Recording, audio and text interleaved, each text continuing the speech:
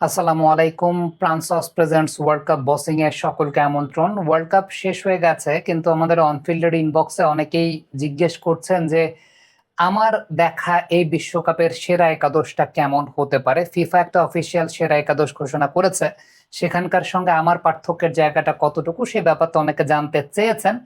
আমি সেই ব্যাপারটা আপনাদেরকে জানাচ্ছি, আমার একটা বেস্ট ইলেভেন আপনাদের জন্য জানাচ্ছি। সেই সঙ্গে আমি আসলে 5 জন সুপার সাবের নামও বলতে চাই। মানে বেস্ট ইলেভেন তো আছে, সেই সঙ্গে 5 জন সুপার সাব কেমন হতে পারে সেই ব্যাপার নিয়ে আমি আমার একটা টিম আপনাদের জন্য দিতে চাই।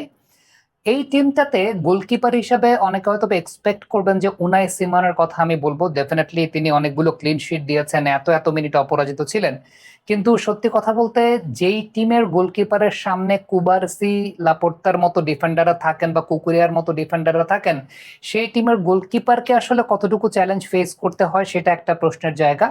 Unai Simon definitely sweeper keeper হিসেবে তিনি কাজ করেছেন, অনেক ভালো ভালো সেভ করেছেন, বড় ম্যাচ খেলেছেন। Definitely that's an issue. But এই ওয়ার্ল্ড কাপে গোলকিপার হিসেবে কেউ যদি আমার মন জয় করে নেয় সেটা বোজিনিয়া।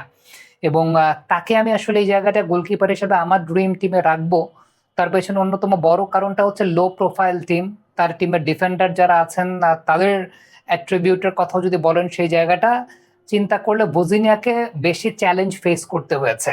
বেটার র্যাঙ্কিং এর টিমগুলোর এগেনস্টে তিনি খেলেছেন, বেটার র্যাঙ্কিং এর টিমগুলোর এগেনস্টে তিনি সেভ করেছেন। তার চ্যালেঞ্জ বেশি, প্রেশার বেশি, এবং অ্যাজ আ গোলকিপার তিনি নার্ভের পরীক্ষাটা অনেক বেশি দিয়েছেন।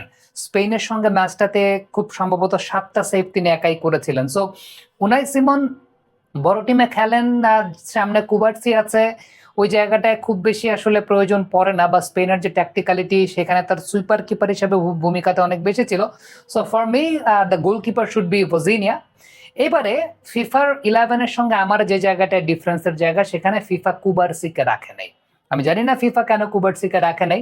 লিসান্ড্রো মার্টিনেজকে সেই জায়গাটা রাখা হয়েছে।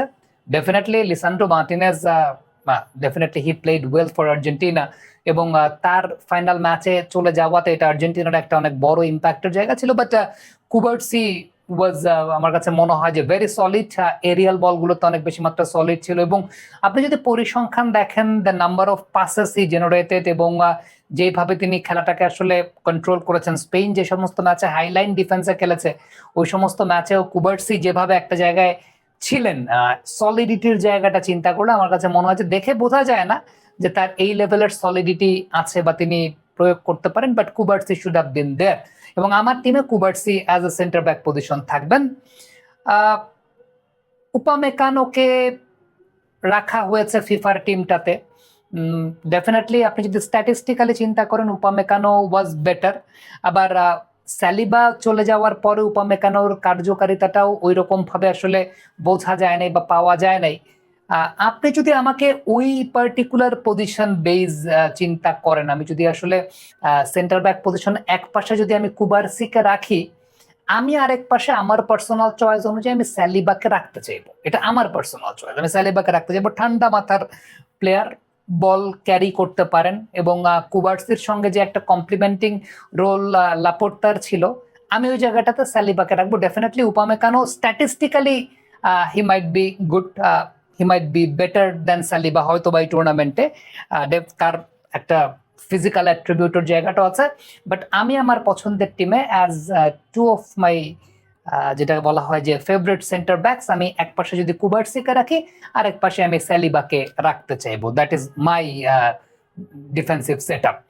আর রাইট ব্যাক, লেফট ব্যাক পজিশনে ডেফিনেটলি এই ব্যাপারে কোনো সন্দেহ নেই। টুর্নামেন্টে পেড্রো পোরো যেভাবে অ্যাজ আ রাইট ব্যাক তিনি খেলেছেন, যেভাবে কমপ্লিমেন্ট করেছেন with Lamine Yamal, he should be there, এবং ওই জায়গাটা তিনি থাকবেন। আর মার্ক কুকুরিয়া তো আসলে ওই জায়গাটা থাকবেন। আমি যদি স্পেনের ওভারঅল টিমটা চিন্তা করি, তাহলে স্পেনের ওভারঅল টিমটাতে অফেন্সিভলি, ডিফেন্সিভলি যদি দুইটা প্লেয়ার সেই জায়গাটাতে মানে বেস্ট প্লেয়ার হয়ে থাকেন, তাহলে সেটা মার্ক কুকুরিয়া এবং রদ্রি, এই দুজন প্লেয়ারের কথা আসলে বলতে হবে। So mark কুকুরিয়া is there. এই হচ্ছে আমার ডিফেন্সিভ এবং গোলকিপিং সেট আপের জায়গাটা।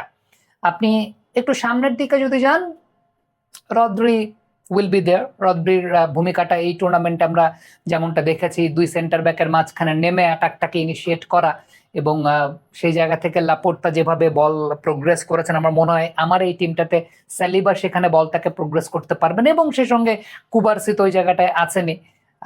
দেন তার সাথে যদি আপনি চিন্তা করেন Jude Bellingham, definitely he should be there, Michael Olise, এই তিনজন প্লেয়ার মানে মিডফিল্ডে আর কি লাগে। মাইকেল ওলিসে এই টুর্নামেন্টে যা করেছেন অনেকাংশে মনে করিয়ে দিচ্ছিলেন দ্য গ্রেট রোনালদিনিওর কথা। So that is my midfield and defence. এইবারে অফেন্সে আপনি যদি চিন্তা করেন, রাইট সাইডে আমি যদি লিওনেল মেসিকে রাখি, লেফট সাইডে কিলিয়ান এমবাপেকে রাখবো।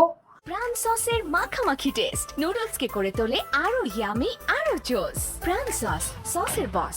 মাঝখানে এটা এটা এটা আর্লিং হালান্ডের কথা ফিফা বলেছে।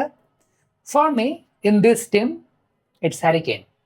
এটা আমার টিমে হালান্ডের ফিনিশিং, হালান্ড ওই লেভেলের একটা ক্যারেক্টার ওই জায়গাটায় থাকা, ডেফিনেটলি দ্যাটস আ ফ্যাক্ট যে ওই লেভেলের একটা ক্যারেক্টার ওই জায়গাটায় থাকা মানে ফিনিশিং টাচটা অনেক বেটার, ফিজিক্যালি অনেক স্ট্রং।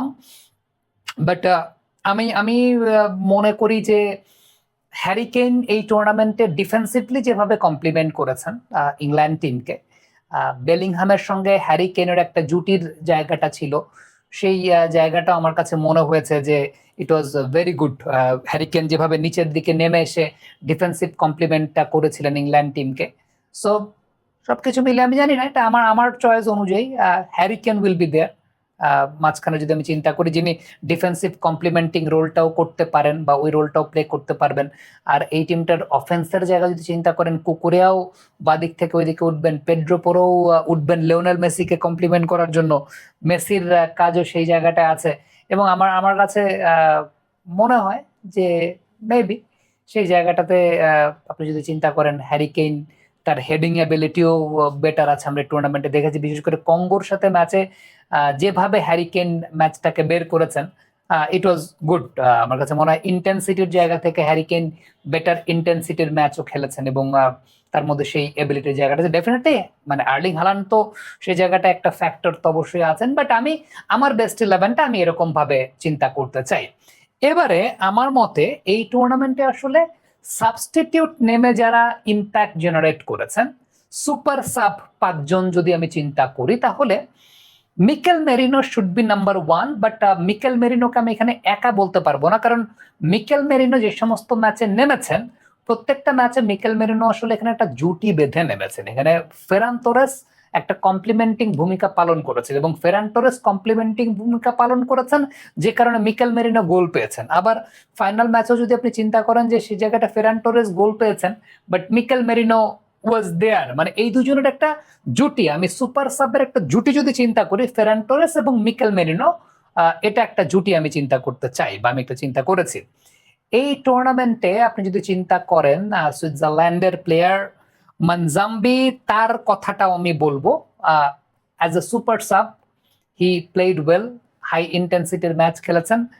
ডেনিস উন্দাবের কথা অনেকে বলবেন, বাট হ্যাঁ ডেনিস উন্দাব সে জায়গাটা আসবে। বাট আমি যেহেতু 5 জন চিন্তা করছি, আমি একটু বেশি দূর পর্যন্ত চিন্তা করতে চাই, যারা আসলে রাউন্ড অফ 32 এগুলো পার করেছেন, এরকম একটু ইন্টেন্সিটি ওয়াইজ চিন্তা করতে চাই। যদিও মানজাম্বি খেলতে পারেন নাই লাস্ট পর্যন্ত, আর্জেন্টিনার সঙ্গে ম্যাচটাতে তাকে আমরা দেখি নাই, তিনি থাকলে হয়তো বা এটা এই ম্যাচের রেজাল্টে আরো কম্পিটিটিভ কোনো কিছু হতে পারতো। আমি মানজাম্বিকে সেই জায়গাটায় রাখছি, আমি উন্দাফকে রাখছি না সেই জায়গাটায়, বিকজ আমি এখানে আরো 2 জন প্লেয়ারকে, মানে 2 জন তো বাকি থাকেন, আমি 2 জন প্লেয়ারকে রাখতে চাই। একটা হচ্ছেন Pedri, because as a super sub আপনি সেমিফাইনাল এবং ফাইনাল যদি চিন্তা করেন, মাঝ মাঠের জায়গাটা পেদ্রি খুব ভালো মতো নিয়ন্ত্রণ করেছেন। আপনি হয়তোবা খুব বেশি ইম্প্যাক্ট আপনি বুঝতে পারবেন না, বাট ম্যাচের ভেতর যদি আপনি ডিকোড করার চেষ্টা করেন পেদ্রির রোলটা অ্যাজ এ সাবস্টিটিউট প্লেয়ার, সেই জায়গাটাতে এই টিমটার ওয়ান অফ দ্য নিউক্লিয়াসেস সে ছিল। আরেকজন হচ্ছেন লাউতারো মার্টিনেস। যদিও লাউতারো মার্টিনেসকে অনেকে হয়তোবা সেই স্বীকৃতি দিতে চাইবেন না, বাট আমার কাছে মনে হয় লাউতারো মার্টিনেজের off the ball run, heading ability, 70 centimetre একটা ম্যাচে জাম্প করে তিনি হেড দিয়েছেন। আমি অ্যাজ এ সুপার সাব যদি আমি ওইভাবে চিন্তা করি তাহলে এই 5 জনকেই চিন্তা করব, মানে মিকেল মেরিনো, তার সাথে Ferran Torres, Lautaro Martinez can be there, definitely পেদ্রির কথা বলছিলাম যে মাঝখানের জায়গাটায়, আর মনজুম্বির কথা বলছিলাম যে সুইজারল্যান্ডের এই প্লেয়ারটা। এই 5 জন আমার সুপার সাব লিস্টে থাকবে। So that is my 11 and that is my super sub. Definitely সেটা আপনার সঙ্গে নাও মিলতে পারে, আপনার সঙ্গে অন্যরকম মনে হতে পারে, আপনার লাইন আপটাও আরেক রকম হতে পারে, but this is my line up. আমার লাইন আপটা আসলে এরকম। একটু আপনাদের লাইন আপটা জানতে চাই যে আপনারা লাইন আপটাকে কেমন মনে করছেন, কমেন্ট বক্সে লিখে পাঠাবেন। Thank you.